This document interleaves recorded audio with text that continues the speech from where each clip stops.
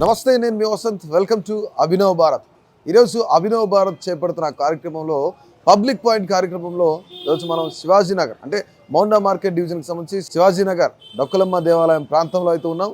So ఇక్కడ ప్రధానమైన సమస్య ఒక రోడ్డు సమస్య అని చెప్తా ఉన్నారు ముఖ్యంగా పబ్లిక్ అంతా కూడాను. సో అసలు ఈ రోడ్డు మనం చూస్తా ఉన్నాం. ఈ రోడ్లో ఎన్ని గుంతలు ఉన్నాయో, ఈ రోడ్డు ఎప్పుడు చూసినా సరే దాదాపుగా 6 ఏళ్ల నుంచి కూడాను ఈ రోడ్ని మళ్ళీ ఏదో ప్యాచ్ వర్క్ చేస్తున్నారే కానీ ఇంతవరకు కూడాను దీన్ని ఎవరు కూడాను వేసే ప్రయత్నం చేయలేదు. గత బీఆర్ఎస్ గవర్నమెంట్ అలాగే ఇప్పుడు కాంగ్రెస్ గవర్నమెంట్లో కూడాను ఈ యొక్క రోడ్ని మళ్ళీ నిర్మించే ప్రయత్నం అయితే చేయట్లేదు. చాలా ఇబ్బంది పడతా ఉన్నాం. ఇదంతా దాదాపుగా ఇక్కడ ఎందుకంటే ఈ గల్లీకి మించిన పబ్లిక్ ఈ గల్లీలో ఉంటా ఉన్నారు. ఎందుకంటే ఇది చాలా చాలా చిన్న గల్లీ, అంటే కెపాసిటీ మాత్రం చాలా తక్కువ ఉంటుంది, కానీ పబ్లిక్ మాత్రం చాలా ఎక్కువ ఉంటారు. కానీ ఇంతవరకు కూడాను ఈ సమస్యను పట్టించుకుంటున్న పరిస్థితి లేదు. ఎప్పుడైనా సరే ఇక్కడ డొక్కలమ్మ దేవాలయం ఎక్కడైతే ఉందో ఆ దేవాలయానికి సంబంధించి కేవలం జాతర అప్పుడు మాత్రమే, లేదంటే ఉత్సవం జరిగేటప్పుడు మాత్రమే దీనికి సంబంధించి ప్యాచ్ వర్క్లు చేస్తారు. దాని తర్వాత ఎప్పుడు కూడాను గత 5-6 ఏళ్ల నుంచి కూడాను ఈ యొక్క రోడ్డు సమస్య ఇంతవరకు పట్టించుకున్న పరిస్థితి లేదు. ముఖ్యంగా ఇక్కడ ఏంటంటే ఒకటి కంటోన్మెంట్లో సగం ఉంటుంది, దాని తర్వాత సికింద్రాబాద్ కాన్స్టిట్యున్సీలో సగం ఉంటుంది. అంటే అటు ఇటు 2 ఎమ్మెల్యేల చేతిలో ఉంటుంది. కానీ అయినా సరే కనీసం ఇక్కడ ఒకళ్ళు కూడా పట్టించుకునే పరిస్థితి లేదు. ఎందుకంటే చూస్తూ ఉన్నాం మనం ఈ రోడ్లు ఎలా పాడైపోయినా, ఇక్కడ వాటర్ నిలుస్తూ ఉన్నాయి. ఈ drainage water if in case చిన్న వర్షం అన్నా సరే డ్రైనేజ్ వాటర్ చాలా పెద్ద ఎత్తున వచ్చి ఈ రోడ్ల నుంచే వెళ్ళాలి అని చెప్తా ఉన్నారు. కెపాసిటీకి మించి ఇక్కడ పబ్లిక్ నివసిస్తూ ఉన్నారు. కానీ ఇంతవరకు గవర్నమెంట్ పట్టించుకున్న పరిస్థితి లేదు అని చెప్తా ఉన్నారు. ముఖ్యంగా ఏరియా అంతా మనం చూస్తూ ఉన్నాం ఎట్లా డ్రైనేజ్ వాటర్ కానీ లేదంటే దీనికి సంబంధించి ఈ యొక్క రోడ్డు పాడైపోయిన పరిస్థితి అయితే ఇక్కడ మనం చాలా క్లియర్గా కనిపిస్తూ ఉంది. అంటే కొంతమంది పబ్లిక్తో మాట్లాడే ప్రయత్నం చేద్దాం. ముఖ్యంగా అసలు పబ్లిక్ ఏం చెప్తారు, అసలు వాట్ ఈస్ వాట్ అనేది కూడా మనం కనుక్కునే ప్రయత్నం చేద్దాం. ఇక్కడ పబ్లిక్ అసలు అభిప్రాయం ఏంటి, దీంతో పాటుగా అసలు ఇక్కడ ఏమేమి సమస్యలు ఉన్నాయి ఏంటి అనేది కూడాను ఇక్కడ స్థానికంగా ఉన్న వ్యక్తులు ఎవరైతే ఉన్నారో, స్థానికంగా ఉన్న పబ్లిక్ ఎవరైతే ఉన్నారో వాళ్ళతో మాట్లాడే ప్రయత్నం చేద్దాం ఒకసారి.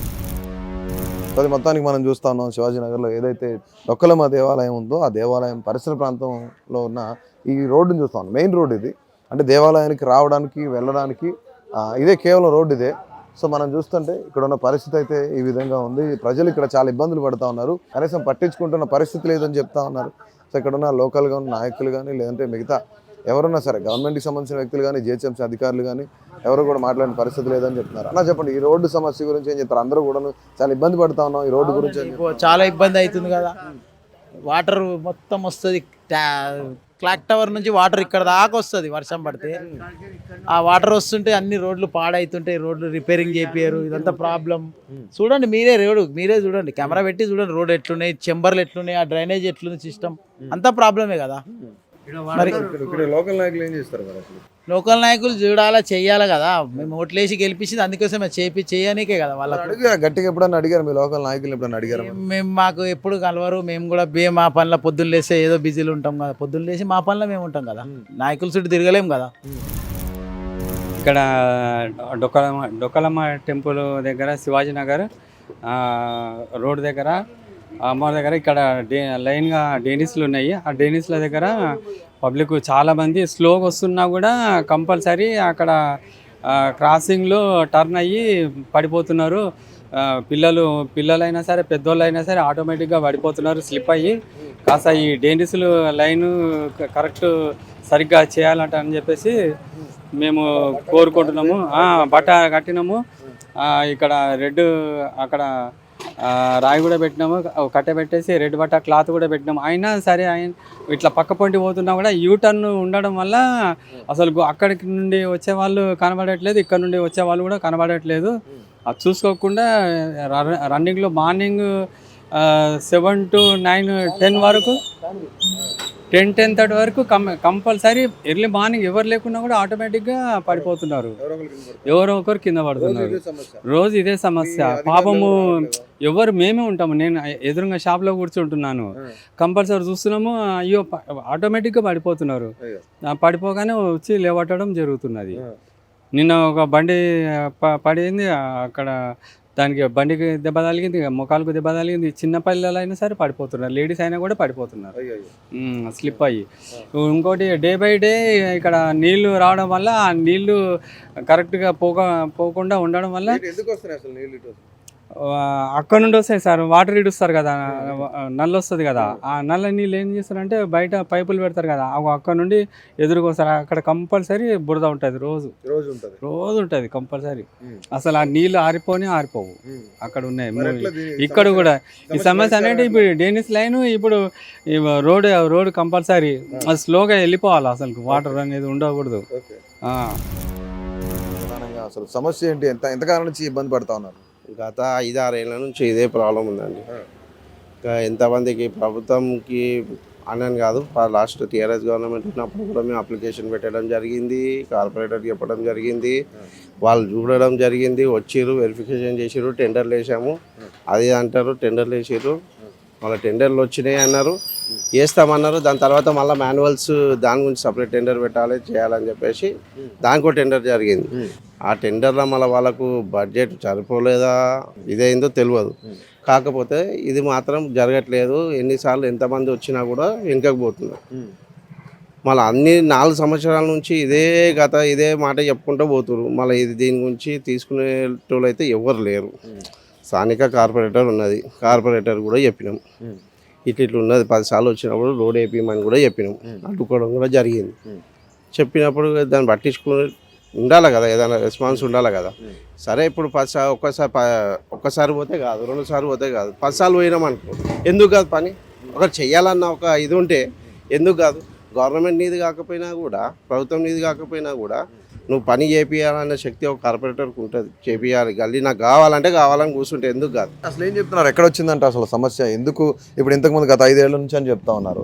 మరి 5 ఏళ్లలో అసలు కనీసం గవర్నమెంట్ అధికారులు కానీ ఎవరైనా జిహెచ్ఎంసీ వాళ్ళు కానీ రాలేదు ఇక్కడ? జిహెచ్ఎంసీ అయితే ఇంత మటుకు రాలేదండి. అసలు వాస్తవానికి అయితే చెప్తున్నా, జిహెచ్ఎంసీ వాళ్ళు అయితే ఇంత మటుకు రాలేదు. జిహెచ్ఎంసీ బండ్లు వచ్చినా కూడా అలా దిగి ఇట్లా పడిపోతున్నా కూడా చూసిన వాళ్ళు ఉన్నారు, అట్లనే చూసుకుంటూ పోయిన వాళ్ళు ఉన్నారు. ఎంతమంది పడ్డారు, చేతులు ఇరిగిపోయినాయి, దెబ్బలు తాకినాయి. అయినా కానీ మస్తు మందికి దెబ్బలు తాకినాయి, అయినా కానీ పట్టించుకునే నాదులు లేడు. 10 మంది మేమే పోయి లేపాలి, ఇది చేసుకోవాలి. ఇప్పుడు మొన్న వచ్చినప్పుడు ప్యాచ్ వర్క్ మేమే చేయించినాం నిలబడి. ఇట్లా అంటే చెప్పిన ఎమ్మెల్యే గారికి చెప్తే ఎమ్మెల్యే దృష్టికి తీసుకెళ్తే ప్యాచ్ వర్క్ అయితే ఇప్పుడు చేయండి ప్రజెంట్, తర్వాత ఏముందో నేను చూస్తానని చెప్పింది. ప్యాచ్ వర్క్ మన జాతరకు చేయించిండు, దాని తర్వాత మళ్ళీ ఒకసారి ఇంకో 2 సార్లు చేయించిండు ఆయన. ఇప్పుడు మళ్ళీ మేము ఇంకా తీసుకెళ్ళలేదు, ఇప్పుడు తీసుకెళ్ళాలనే ఆలోచనలో ఉన్నాం. స్థానికంగా ఉన్న వాళ్ళు ఎప్పుడైనా జిహెచ్ఎంసీ అధికారులు కానీ జిహెచ్ఎంసీ కమిషనర్ కానీ మీ లోకల్ ఎమ్మెల్యేని కలిసే ప్రయత్నం చేశారు? అసలు మాకు తెలిసినంత వరకు చిన్న మేము ప్రయత్నం చేస్తున్నాం, కానీ ముఖ్యంగా ఏం చేస్తున్నారంటే ఇక్కడ మనకు జాతర టైంలో ప్యాచ్ వర్క్ కింద కొన్ని కోట్ల నిధులు శాంక్షన్ చేస్తున్నారు, చిన్న ప్యాచ్ వర్కులు చేస్తున్నారు, వదిలేస్తున్నారు. తర్వాత దీన్ని పట్టించుకునేదే లేదు.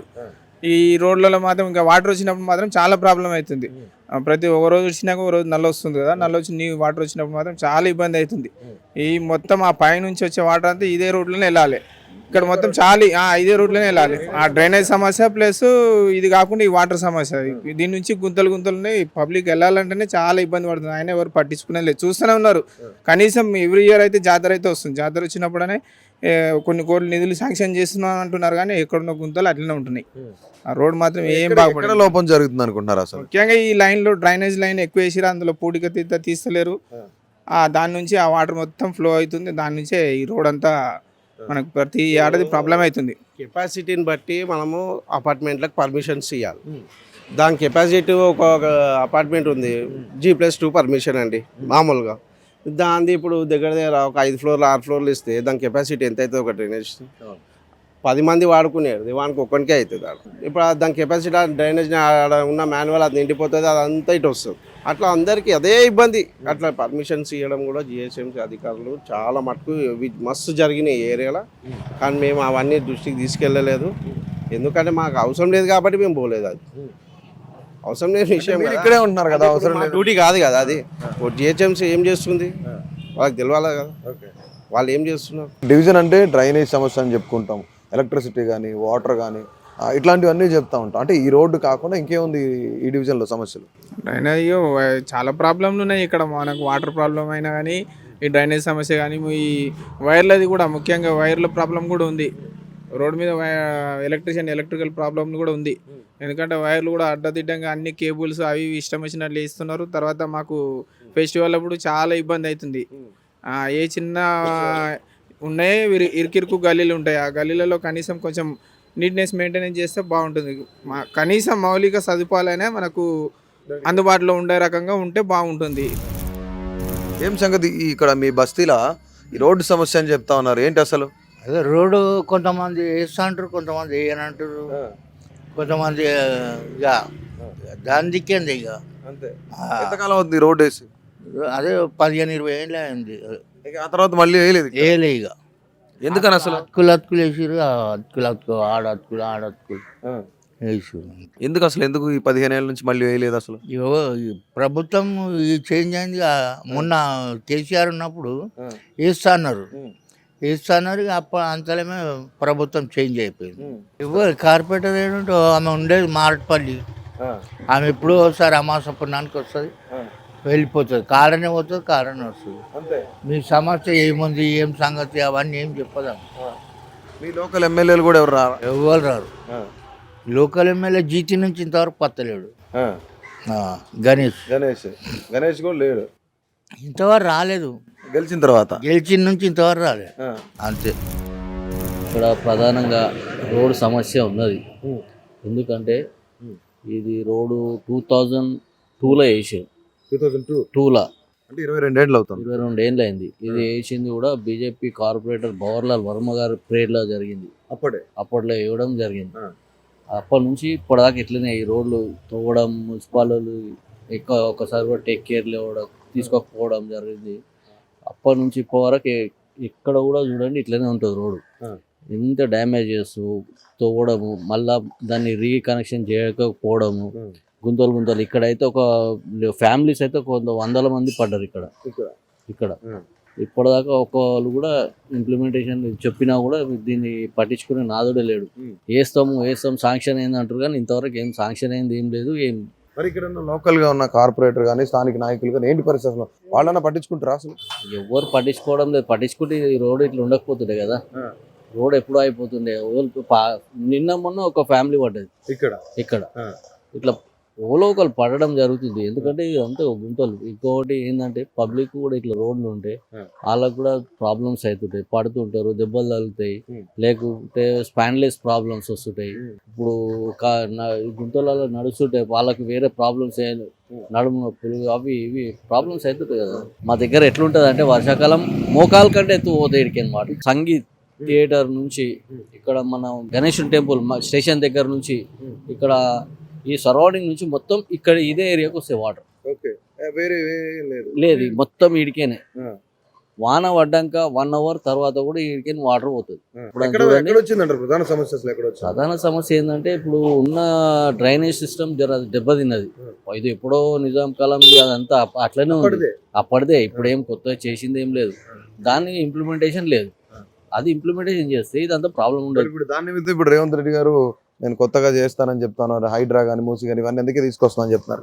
ఈ హైడ్రా అనేది ఏం చేస్తుండో అంటే హైడ్రా అని చెప్పేసి పేదల ఇండ్లు కూలగొట్టడం అవి ఇవి చేయడమే జరుగుతుంది, కానీ హైడ్రా వల్ల ఏం ఇంప్లిమెంటేషన్ అయితే కనిపిస్తలేదు. రేపు ఏం చేస్తాడో చూద్దాం. ఈ రోడ్డు ప్యాచ్ వర్క్లు కేవలం జాతర కానీ ఈ యొక్క ఉత్సవం జరిగేటప్పుడు కానీ కేవలం ఒక ప్యాచ్ వర్క్ మాత్రమే చేస్తారు. దాని తర్వాత అసలు పట్టించుకోరు. నాయకులు కలుద్దామన్నా కలిసే పరిస్థితి లేదు.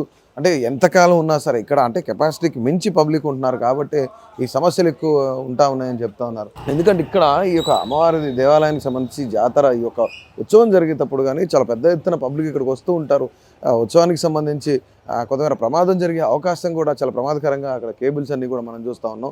సో ఓవరాల్గా ఏంటంటే ఇక్కడ ఉన్న లోకల్ నాయకులు అట్ ద సేమ్ టైం దీనికి సంబంధించిన అంటే ఈ డివిజన్కి సంబంధించిన ఎమ్మెల్యేలు ఎవరైతే ఉన్నారు ఇద్దరు, అంటే ఇటు పక్క కంటోన్మెంట్ శ్రీ గణేష్ ఉన్నారు, మరో పక్క సికింద్రాబాద్కి సంబంధించి పద్మారావు గౌడ్ ఉన్నారు. వీళ్ళిద్దరు కూడాను కొంత త్వరితగతిన ఈ యొక్క ఏదైతే సిచ్యువేషన్ ఇక్కడ మనం చూస్తూ ఉన్నామో, ఈ పరిస్థితులు చూస్తూ ఉన్నామో వీటన్నిటిని కూడా త్వరగా చక్కబెడితే బాగుంటుంది. అట్ ద సేమ్ టైం ఇక్కడ అనేక మంది పబ్లిక్ బైక్ వెళ్ళేటప్పుడు కూడా చాలామంది పడి వాళ్ళు ఇబ్బందులు పడ్డ పరిస్థితి, ఒక్కొక్కరికైతే బోన్ బ్రేక్ అయిన హ్యాండ్ బోన్ బ్రేక్ అయిన పరిస్థితులు కూడా ఉన్నాయని చెప్పేసి ఇక్కడ స్థానికంగా ఉన్న వ్యక్తులే చెప్తా ఉన్నారు. ఇది సో మొత్తానికి కూడాను ఇది ఈ యొక్క శివాజీనగర్లో ఉన్న రోడ్డు పరిస్థితి అయితే.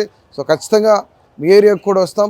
ఎవరైతే ఏ ఇష్యూస్తో ఇబ్బంది పడుతూ ఉన్నారో ఖచ్చితంగా మీ ఇష్యూని కామెంట్ రూపంలో తెలియజేయండి. సో డెఫినెట్లీ అభినవ్ భారత్ అక్కడికి వస్తుంది, మీ సమస్యను ప్రభుత్వం దృష్టికి తీసుకెళ్లే ప్రయత్నం అయితే చేస్తుంది.